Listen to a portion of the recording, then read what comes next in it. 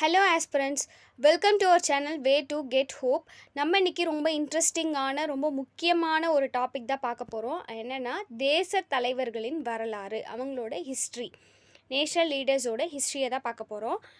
அதில் நமக்கு எல்லாருக்கும் பிடித்த நேதாஜி சுபாஷ் சந்திர போஸ் அவரை பற்றி தான் இன்றைக்கி பார்க்க போகிறோம். வாங்க பார்க்கலாம். ஃபஸ்ட், நேதாஜி சுபாஷ் சந்திர போஸ். இவரோட பிறப்புலேருந்து இறப்பு வரைக்கும் பார்க்க போகிறோம். இதில் எல்லா டீட்டெயிலுமே கொடுத்துருக்கோம். வாங்க பார்க்கலாம். ஃபஸ்ட், இவர் பிறந்த டேட் ஜனவரி 23, 1897 பிறந்திருக்காரு. ஜனவரி 23, 1897 பிறந்திருக்காரு. இவரோட அப்பா பேர் ஜானகிநாத் போஸ், அம்மா பேர் பிரபாவதி தேவி. இவர் எந்த ஊரில் பிறந்திருக்காருன்னா, இந்தியாவில் உள்ள ஒரிசா ஸ்டேட்டில் இருக்கக்கூடிய கட்டாக் அப்படின்ற பிளேஸில் தான் பிறந்திருக்காரு. இவரோட பணி என்னென்னா, ஜாப் என்னென்னா, இந்திய விடுதலை போராட்ட வீரரும் இந்தியன் நேஷனல் ஆர்மி, இந்திய தேசிய இராணுவத்தையும் உருவாக்கியவர் தான் நம்ம நேதாஜி சுபாஷ் சந்திர போஸ் அவர்கள். இவரோட பிறப்பு பார்த்திங்கன்னா, இந்தியாவில் ஒரிசா அப்படின்ற மாநிலத்தில் உள்ள கட்டாக் என்னும் பகுதியில் ஜனவரி 23 1897 நம்ம ஜானகிநாத் போஸ் பிரபாவதி தேவி அவர்களுக்கும் 9வது மகனாக பிறந்தவர் தான் நம்ம நேதாஜி சுபாஷ் சந்திர போஸ் அவர்கள். இவர் வங்காள இந்து குடும்பத்தை சார்ந்தவர். நெக்ஸ்ட், இவரோட அப்பா அதாவது ஜானகிநாத் போஸ் அவர்கள் ஒரு புகழ்பெற்ற வழக்கறிஞர். அவங்க அப்பா ஜானகிநாத் போஸ் இருக்கார் இல்லையா, அவர் ஒரு ஃபேமஸான லாயர். அவங்க அம்மா ஒரு தெய்வ பக்தி மிக்கவராகவும் இருந்திருக்காங்க. புகழ்பெற்ற லாயர். அவங்க அம்மா பிரபாவதி தேவி தெய்வ பக்தி மிக்கவராக இருந்திருக்காங்க. சுபாஷ் சந்திர போஸ் அவர்கள் சிறு வயது முதலே பல பிள்ளைகளுடன் வளர்ந்ததினால் தாய் தந்தையரை விட தன்னை கவனித்து வந்த தாதியானா அதாவது பணிப்பெண் சாரதா என்பவருடனே பெரிதும் இருந்தார். அவங்க அப்பா அம்மா விட அவங்க தாய் தந்தை கூட டைம் ஸ்பெண்டதை விட இயர்லி லைஃப்பில் அவங்க வீட்டில் பணிப்பெண்ணாக இருந்த தாதி அவங்க அந்த சாரதா என்பவங்க கூட தான் இவங்க அதிகமாக டைம் ஸ்பெண்ட் பண்ணியிருக்காங்க இயர்லி லைஃப்பில். நெக்ஸ்ட்டு இவரோட எஜுகேஷன் பார்ப்போம். கல்வி. நேதாஜி சுபாஷ் சந்திர போஸ் அவர்கள் தன்னுடைய ஆரம்ப கல்வியை கட்டாக்கில் உள்ள பாப்டிஸ்ட் மிஷன் ஆரம்ப பள்ளியில் தொடங்கினார். நெக்ஸ்ட்டு கொல்கத்தா ரேவன்ஷா கல்லூரியில் தொடங்கிய சந்திர போஸ் அவர்கள் 1913 ஃபஸ்ட்டு இனிஷியலாக கட்டாக்லே பிறந்த ஊரான கட்டாக்லே பாப்டிஸ்ட் மிஷன் ஆரம்ப பள்ளியில் படித்தவர். நெக்ஸ்ட்டு கொல்கத்தா ரேவன்ஷா கல்லூரியில் தொடங்கி 1913 கொல்கத்தா யூனிவர்சிட்டியில் இருந்த தேர்வில் 2வது மாணவராக பாஸ் ஆகியிருந்திருப்பார். யூனிவர்சிட்டியிலே 2nd பிளேஸ் படிச்சிருப்பார். நெக்ஸ்ட்டு 1915 கொல்கத்தா பிரசிடென்சி காலேஜில் ஆசிரியராக ஜாயின் பண்ணியிருப்பார். பட் அங்கே இருந்த சிஎஃப் ஓட்டன் அப்படின்ற ஒரு இந்தியாவிற்கு எதிரான கருத்துக்களை அதிகமாக சொல்லிக்கிட்டே இருந்ததுனால அவருக்கும் நிறைய கான்ட்ரவர்சி ஏற்பட்டிருக்கும். ஸோ அதனால் அவரை வேலையை ரிசைன் பண்ணிவிட்டு ஸ்காட்டிஷ் சர்ச் கல்லூரி அப்படின்றதில் ஜாயின் பண்ணி அங்கே இளங்கலை பட்டமும் பெற்றுடுவார். ஸ்காட்டிஷ் சர்ச் கல்லூரியில் எப்போனா 1915. நெக்ஸ்ட்டு 1919 ஐசிஎஸ் அதாவது இந்தியன் சிவில் சர்வீஸ் படிக்கணுன்றதுக்காக லண்டன் போயிருப்பார். 1919 அப்போது நம்ம இந்தியாவில் ஜாலியன் வாலாபாக் அப்படின்ற ஒரு சம்பவம் நடக்கும். இது தெரிஞ்சுக்கிட்டு சுபாஷ் சந்திர போஸ் அவர்களுக்கு ரொம்ப போராட்ட குணம் போராட்டத்தில் ஈடுபட ரொம்ப ஆர்வமோடு இருப்பார் ஜாலியன் வாலாபாக் மெசக்ரே நடந்தப்போ. ஸோ இதனால் நெக்ஸ்ட்டு திருமண வாழ்க்கை. இவரோட திருமண வாழ்க்கை பார்த்திங்கன்னா, நேதாஜி அவர்களுக்கு ஆஸ்திரியாவை சேர்ந்த எமிலி அப்படின்ற பெண்ணோட ஒரு அறிமுகம் கிடைத்திருக்கும். அவரே காதலாக மலர்ந்து டிசம்பர் 27, 1937 கல்யாணம் பண்ணியிருப்பாங்க. இவங்களுக்கு 1942 நம்ம சுபாஷ் சந்திர போஸ் அவர்களுக்கும் இந்த எமிலி அப்படின்ற இவங்க 2 பேருக்கும் அனிதா போஸ் அப்படின்ற ஒரு பெண் குழந்தையும் பிறந்திருப்பாங்க 1942. நெக்ஸ்ட் இவரோட ஃபேமிலி டீட்டெயில். நெக்ஸ்ட், சுதந்திர போரில் ஈடுபாடு. இதுதான் முக்கியம், மெயின் பிக்சர் இதான். பாரத நாட்டின் விடுதலைக்காக Vienna, Czechoslovakia, Poland, Hungary, Italy, Germany, Europe, Austria போன்ற நாடுகளுக்கு பயணம் செய்திருப்பார். அந்த நாடுகளில் இருந்த இந்திய இளைஞர்களை சந்தித்து நாட்டின் விடுதலையை பற்றி பேசி ஒத்துழைமை கேட்டிருப்பார்.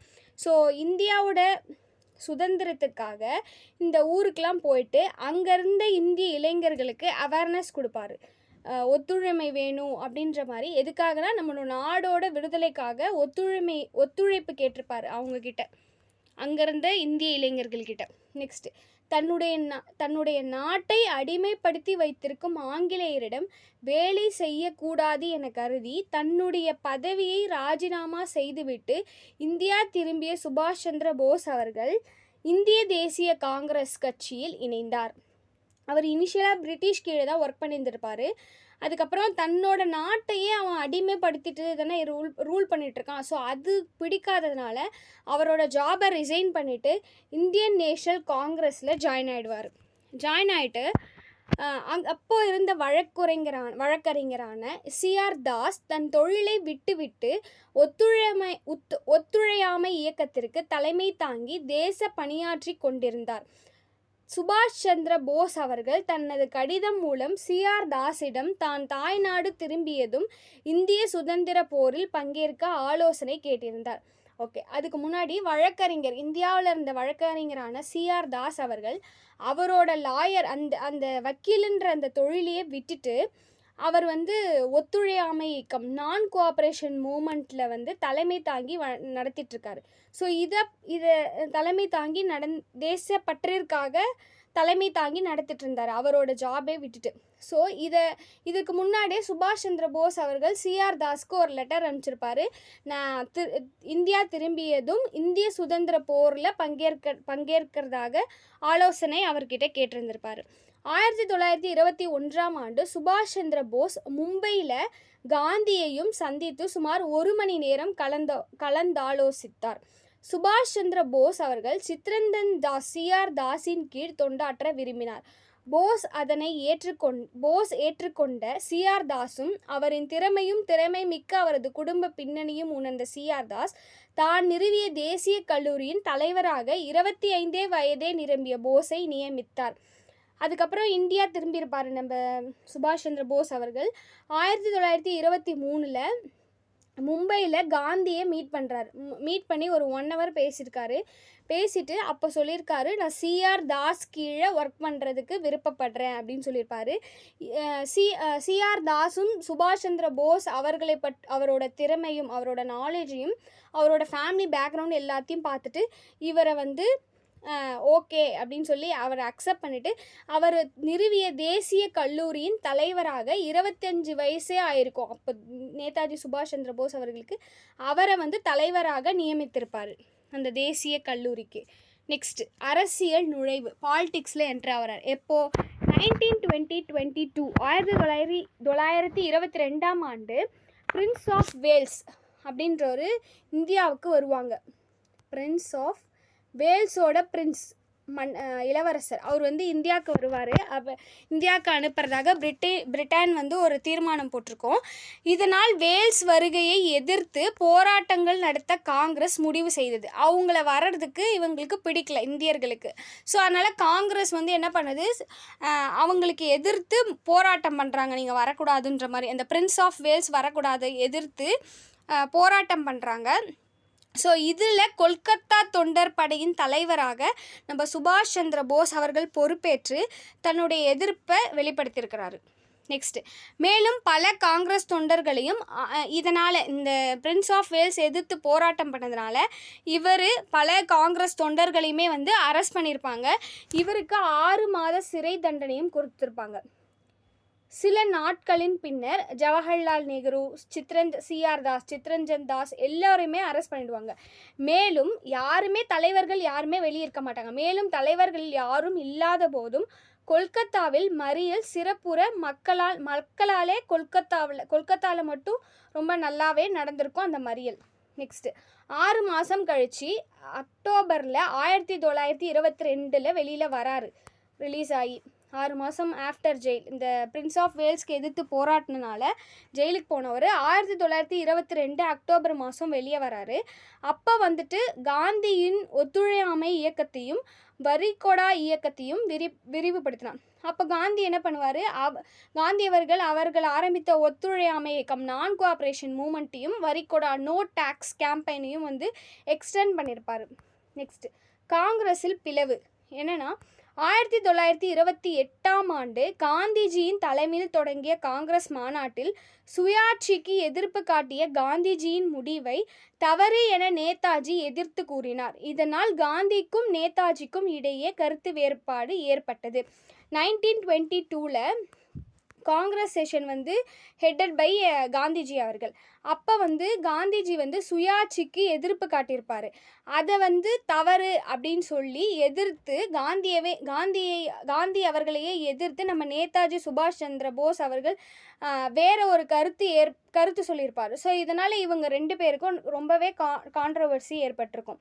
நெக்ஸ்ட், 1938 இந்திய தேசிய காங்கிரஸின் தலைவராக தேர்ந்தெடுக்கப்பட்ட நேதாஜி அவர்களுக்கு ரவீந்திரநாத் தாகூர் அவரை அழைத்து பாராட்டு விழா நடத்தி நேதாஜி அப்படி என்ற பட்டத்தை அவருக்கு வழங்கியிருப்பார். ஸோ 1938 காங்கிரஸ் செஷனோட தலைவராக யார் நியமிக்கப்படுறாருன்னா நம்ம நேதாஜி சுபாஷ் சந்திர போஸ் அவர்கள். அவங்கள ரவீந்திரநாத் தாகூர் அவங்க அழைத்து அவங்களுக்கு பாராட்டு விழா நடத்தி நேதாஜி அப்படின்ற பட்டத்தையும் கொடுத்துருப்பாங்க. இது ஒரு கொஷின்.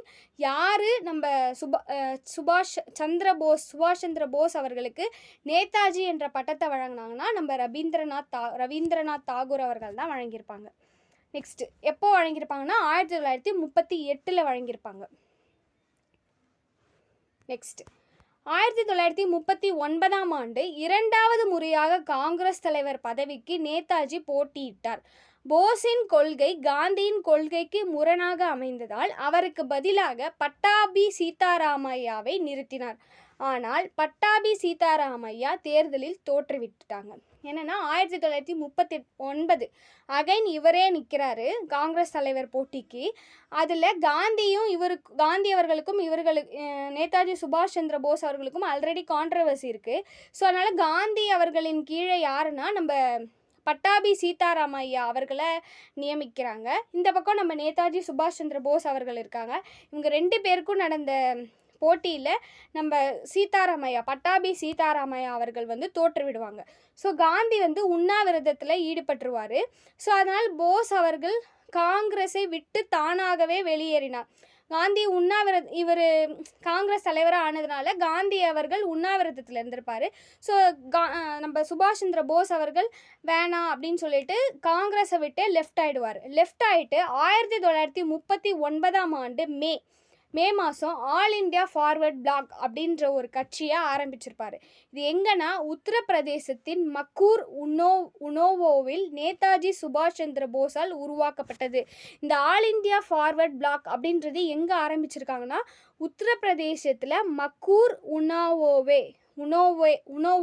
அப்படின்ற பிளேஸில் தான் இந்த ஆல் இண்டியா ஃபார்வர்ட் பிளாக் அப்படின்றது மே மாதம் 1939 ஆரம்பிச்சிருப்பாங்க. மே 3 1939 ஆல் இண்டியா ஃபார்வர்ட் பிளாக் மே 3 1939 ஆல் இண்டியா ஃபார்வர்ட் பிளாக் ஆரம்பிச்சிருப்பாங்க. அதே ஆண்டு ஆகஸ்ட் மாதம் போஸ் ஃபார்வர்ட் பிளாக் என்ற தலைப்பில் ஒரு செய்தித்தாளை வெளியிடத் தொடங்கினார்.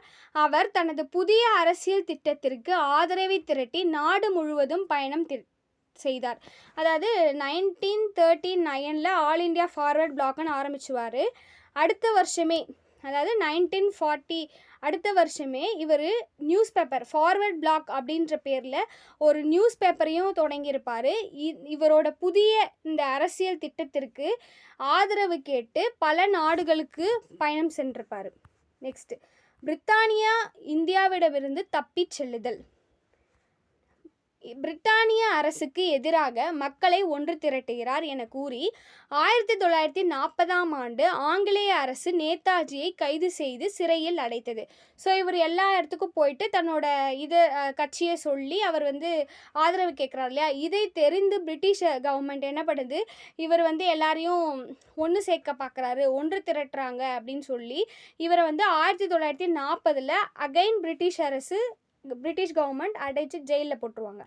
அந்த டைமில் தான் செகண்ட் வேர்ல்டு வார் நடக்கும், 2ஆம் உலகப் போர் அப்படின்றது நடக்கும். இந்த நடந்தப்போ மும்முரமான காலகட்டம் இது. பாரத தேசத்தை ஆண்டு கொண்டிருந்த ஆங்கில அரசை எதிர்க்க இதுதான் சரியான தருணம் என கருதிய நேதாஜி அவர்கள் ஜனவரி 17, 1941ஆம் ஆண்டு மாறுவேடம் அணிந்து சிறையில் இருந்து தப்பி பெஷாவர் வழியாக காபூல் அடைந்தார். அதாவது second world war time. So இப்போ தான் நம்ம இவங்களை அதாவது நம்ம இந்தியாவிலேருந்து துரத்தணும் பிரிட்டிஷை அப்படின்னு சொல்லி ஜனவரி 17, 1941 அன்றைக்கி என்ன பண்ணுறாரு, ஜெயிலில் இருந்த ஒரு வேஷம் போட்டுட்டு பெஷாவர் வழியாகவே காபூல் அதாவது ஆப்கானிஸ்தான் போயிடுவார். அங்கே போனோடனே எதிர்பாராத விதமாக ஹிட்லரின் அழைப்பு வரவே அவரின் அழைப்பை ஏற்று பின்னர் ஜெர்மனியில் உள்ள மாஸ்கோவை அடைந்த அவர் இந்திய சுதந்திரத்தை பற்றி ஹிட்லரிடம் பேசி அவருடைய உதவியை நாடினார். ஸோ அங்கே காபூல் போவார், ஆப்கானிஸ்தான் போயிடுவார். அங்கேருந்து உடனே ஹிட்லரோட ஒரு கான்டாக்ட் கிடைக்கும். ஸோ அது மூலமாக அங்கேருந்து ஜெர்மனியில் உள்ள மாஸ்கோவுக்கு போயிடுவார். அங்கே போயிட்டு ஹிட்லர்கிட்ட நான் இந்திய சுதந்திரத்தை பற்றி பேசி அவர்கிட்ட ஹெல்ப் கேட்பார்.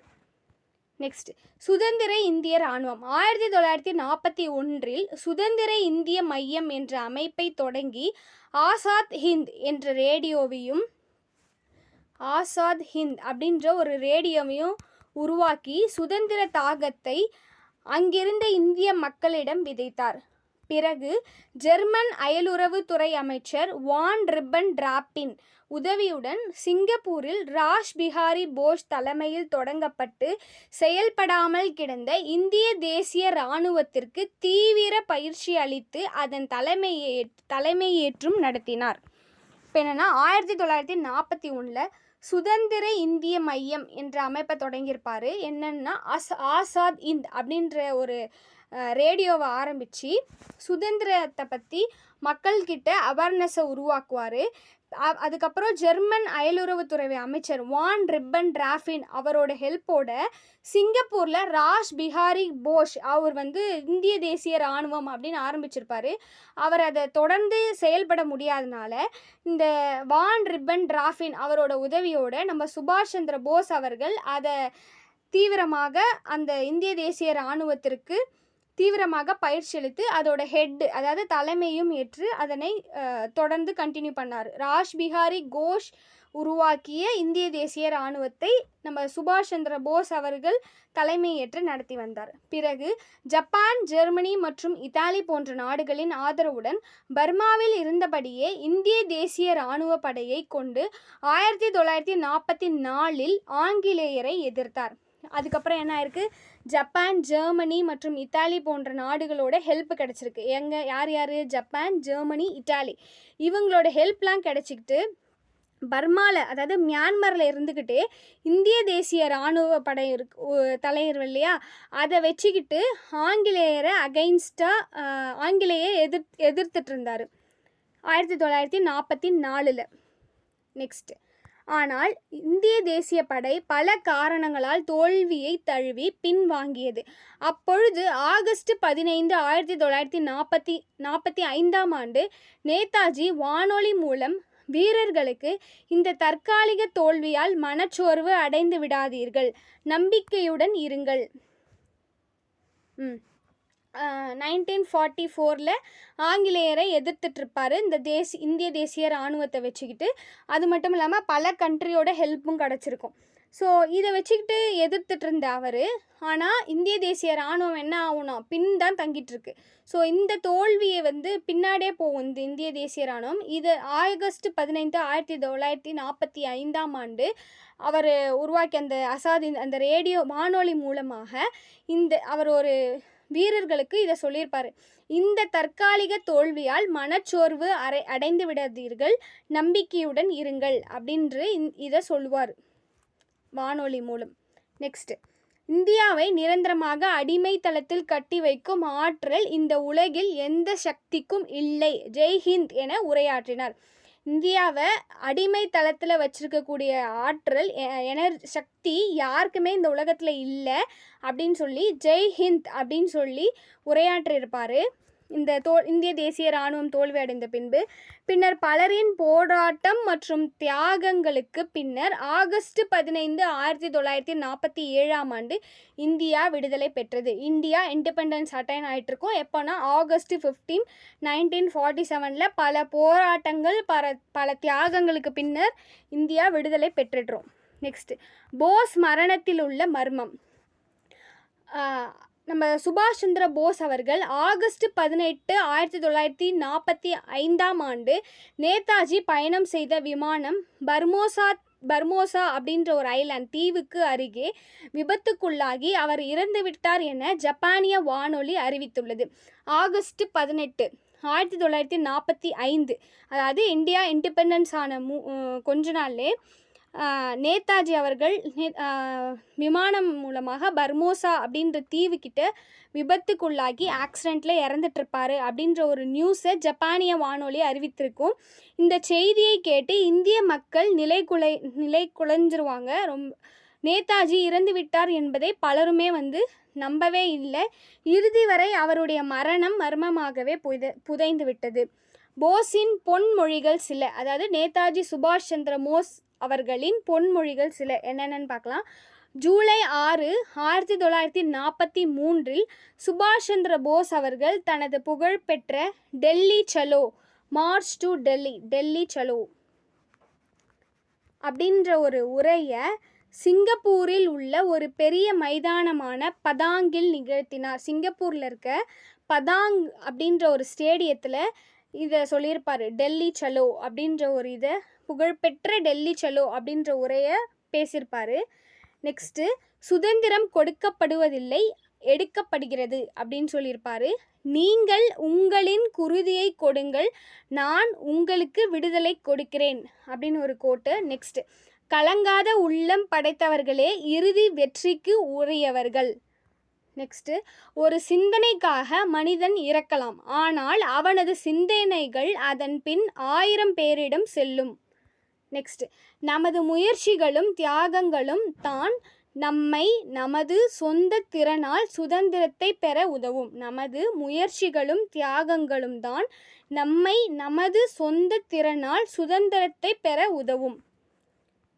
இவ்வளோதான் நேதாஜி சுபாஷ் சந்திர போஸ் அவர்களின் வரலாறு. ஃப்ரம் பர்த்லேருந்து டெத் வரைக்கும் பார்த்துட்டோம். இதை ஃபுல்லாக அப்படியே பாருங்கள். பிடிச்சிருந்தால் லைக் பண்ணுங்கள், சப்ஸ்கிரைப் பண்ணுங்கள், உங்கள் ஃப்ரெண்ட்ஸுக்கு ஷேர் பண்ணுங்கள். தேங்க்யூ ஃபார் வாட்சிங்.